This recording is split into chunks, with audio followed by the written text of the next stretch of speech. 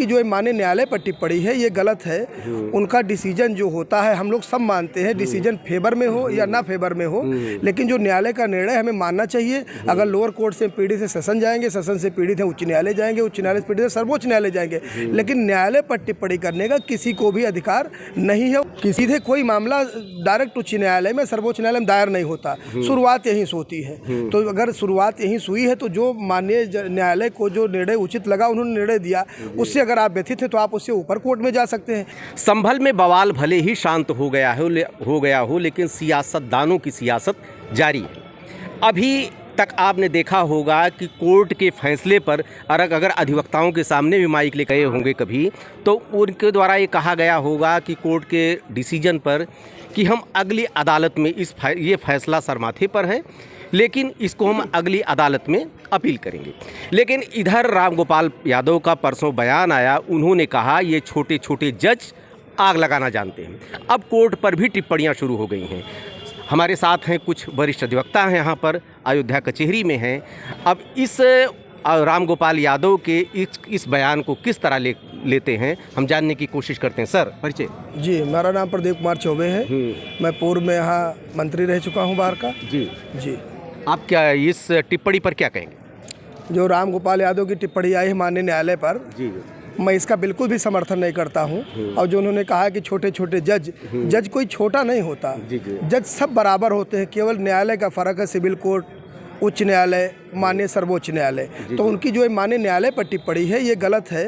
उनका डिसीजन जो होता है हम लोग सब मानते हैं, डिसीजन फेवर में हो या ना फेवर में हो, लेकिन जो न्यायालय का निर्णय हमें मानना चाहिए। अगर लोअर कोर्ट से पीड़ित है सेशन जाएंगे, सेशन से पीड़ित है उच्च न्यायालय जाएंगे, उच्च न्यायालय से पीड़ित है सर्वोच्च न्यायालय जाएंगे, लेकिन न्यायालय पर टिप्पणी करने का किसी को भी अधिकार नहीं है। वो टिप्पणी करना भी नहीं चाहिए, बिल्कुल गलत है। जी जी जी जी नहीं, ये उनका कहने का मतलब है कि हाई कोर्ट गए होते, अगर उनको जाना ही था तो हाई कोर्ट जाते, सुप्रीम कोर्ट जाते, छोटी अदालतों में सेशन कोर्ट में कैसे चले गए? किसी भी केस की जो प्रोसीडिंग है शुरुआत वो यही सेशन कोर्ट से, लोअर कोर्ट से, जो सिविल कोर्ट होते हैं जनपद न्यायालय के, मान लीजिए सिविल मैटर है तो कम मालियत का है तो सदर में जाएगा, ज़्यादा मालियत का है तो जाएगा सिविल जज सीनियर डिवीजन के यहाँ। सीधे कोई मामला डायरेक्ट उच्च न्यायालय में सर्वोच्च न्यायालय में दायर नहीं होता, शुरुआत यहीं से होती है। तो अगर शुरुआत यहीं से हुई है तो जो माननीय न्यायालय को जो निर्णय उचित लगा उन्होंने निर्णय दिया, उससे अगर आप व्यथित हैं तो आप उससे ऊपर कोर्ट में जा सकते हैं। लेकिन न्यायालय पर कोई टिप्पणी करना मेरे समझ से बिल्कुल उचित,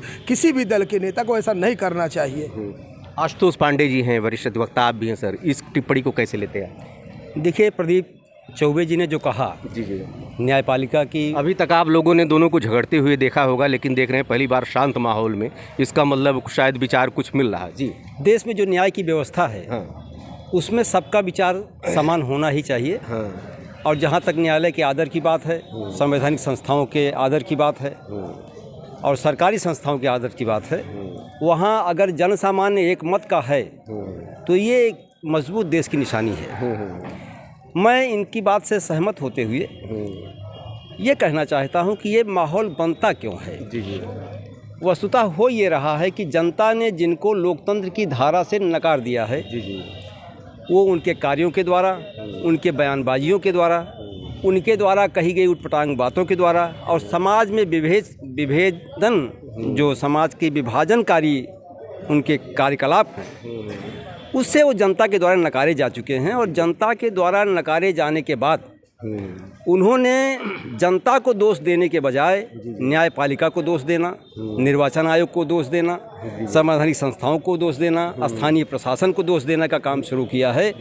वो धीरे धीरे ये समाज के सामने ये बात आ रही है और समाज को ये तय करना है कि ऐसे लोगों के साथ कैसा न्याय करना चाहिए। वो न्याय कर भी रही है लेकिन उनको समझ में नहीं आ रहा है। दूसरे प्रकार के भी तरीके जनता अपनाएगी भविष्य में। ये बताइए कि उनका ये भी कहना है कि सेशन कोर्ट में मान लीजिए सर्वे के लिए आदेश दे ही दिया, तो इतनी जल्दी भी क्या पड़ी थी? देखिए, ऐसा है कि अगर न्यायालय का आदेश है तो जल्दी पड़ी है, देर सी ऐसी कौन सी बात है कि देर से किया जाए। अगर उसी समय उसको सर्वे कर लिया जाता है और दूध का दूध पानी का पानी हो जाता है, न्याय की प्रक्रिया के तहत हो जाता है, इसको तो वेलकम करना चाहिए। कि हम लोग तो विलंबित न्याय के लिए बहुत परेशान रहते हैं। 50 साल निर्णय नहीं हो पाते हैं। वो हमारी परेशानी का कारण है। हमारी परेशानी का कारण ये नहीं है कि आदेश हुआ और तुरंत सर्वे शुरू हुआ। जी जी जी। ये तो श्रेयस्कर काम है, इसकी प्रशंसा होनी चाहिए और मैं प्रशंसा उसकी करता हूँ। सन 89 में जब ताला खुला था तो कांग्रेस ने 45 मिनट के अंदर कंप्लायंस करके ताला खुलवा दिया था। वही कांग्रेस आज रामगोपाल यादव ने सपा पार्टी और कांग्रेस का दोनों का गठबंधन, लेकिन वही कांग्रेस आज कह रही है कि इतना ये आग लगाने के लिए जो है, केवल माहौल बिगाड़ने के लिए जो है तुरंत उसी दिन कार्रवाई शुरू कर दी गई। देखिए, जहाँ तक राम मंदिर के ताला खुलवाने की बात है, मैं इस बात से कभी सहमत नहीं हुआ जो लोग कहते हैं कि कांग्रेस ने खुलवा दिया। जी जी। कांग्रेस ने खुलवा दिया अगर आप कहते हैं और कांग्रेस ने उसका कंप्लायंस करा दिया आप कहते हैं, इसका मतलब ये है कि आप दूसरे शब्दों में न्यायपालिका को गाली देने का काम कर रहे हैं। जी जी जी, करेक्ट। जो न्याय सम्मत था, भगवान राम के मंदिर का ताला खोलना चाहिए था, ऐसा कोई पत्रावली पर आदेश नहीं था उसको बंद करने का। जी जी जी। और जिस तरह से वहाँ शिलान्यास हुआ वो जनमानस का निर्णय था, जिसमें सरकार को जनमानस को ध्यान रखना पड़ता है। तो इस प्रकार से जो विधि व्यवस्था आती है, जैसे सुप्रीम कोर्ट ने निर्णय किया राम जन्मभूमि केस का, लोगों ने कहा कि वो तो मोदी के प्रभाव में किया। मैं इन सारी बातों से असहमत रहता हूँ। ये अपरोक्ष रूप से न्यायपालिका को गाली देने का काम है और इसको भी बर्दाश्त नहीं किया जाना चाहिए। जो न्याय सम्मत था वो न्यायपालिका ने किया, उसका हमको सम्मान करना चाहिए। क्या कहेंगे, इनकी बातों से सहमत हैं? ऐसा है कि कई माननीय सर्वोच्च न्यायालय के जजेस रिटायर होने के बाद उन्होंने कहा है कि हाँ, कुछ राजनीतिक दल, सत्ताधारी लोग मीडिया के माध्यम से, अन्य माध्यमों से माननीय न्यायालय पर दबाव बनाने का प्रयास करते हैं। तो इससे कोई न्यायालय लोअर कोर्ट से लेकर माननीय सर्वोच्च न्यायालय तक अछूता नहीं है कि जिस पर लोग दबाव बनाने का प्रयास ना करते हो अपने अपने स्तर से।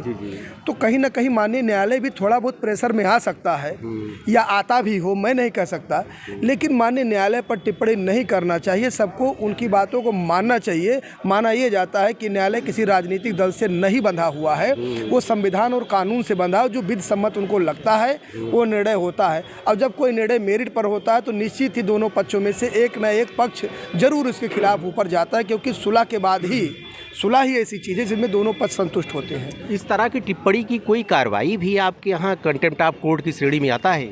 ये तो माननीय न्यायालय चाहे तो स्वतः संज्ञान ले सकता है। अदरवाइज दूसरे लोगों को क्या जरूरत है इतने बड़े राजनीतिक दल के, इतने बड़े नेता से टक्कर लेने की? क्योंकि आज जो बाहर है, इन फ्यूचर वो सत्ता में आ जाए तो जो टक्कर ले पता चले कि उसका टक्कर से चकनाचूर हो जाए वो आदमी, इसलिए कोई विरोध लेना नहीं चाहता। माननीय न्यायालय को तो ऐसे स्वतः संज्ञान ले लेना चाहिए। जी जी, मैं लेना चाहिए। नहीं, मैं समझता हूँ कि एक सीमित दायरे में रहने वाले लोगों को कोई संज्ञान में लेने की जरूरत नहीं है। इनके बयान का कोई असर नहीं पड़ता है। जी जी जी। और इनको अगर कंटेम्प्ट की कार्यवाही में लाया गया हाँ, तो इनकी मंशा पूरी हो जाएगी। अच्छा। क्योंकि रामायण को गाली देकर, रामचरितमानस की लाइनों को गाली देकर ये लोग रामचरितमानस का अपमान नहीं कर पाते। वो क्षमता इनकी नहीं है, बल्कि अपने को किसी न किसी बहाने समाज में स्थापित करने की कोशिश करते हैं। लिहाजा इनको राजनीतिक धर्म की परिभाषा गढ़ रहे हैं। इनको इनके हाल पर छोड़ देना चाहिए। जी जी जी। भैया, अधिवक्ताओं को कहना है कि इसको बहुत गंभीरता से नहीं लेना चाहिए। ये राजनीतिज्ञ हैं, चूँकि इनकी बात को गंभीरता से लेंगे तो इनका मकसद कामयाब हो जाएगा। चूँकि ये चाहते हैं, उसके पीछे राजनीति करना इनका मोटो है, इनकी राजनीति सफल हो जाएगी। लेकिन ये बहुत गलत परिपाटी है। कभी भी जुडिशली पर टिप्पणी करना उचित नहीं है। देखते रहिए अयोध्या दर्पण। धन्यवाद आपको। ठीक।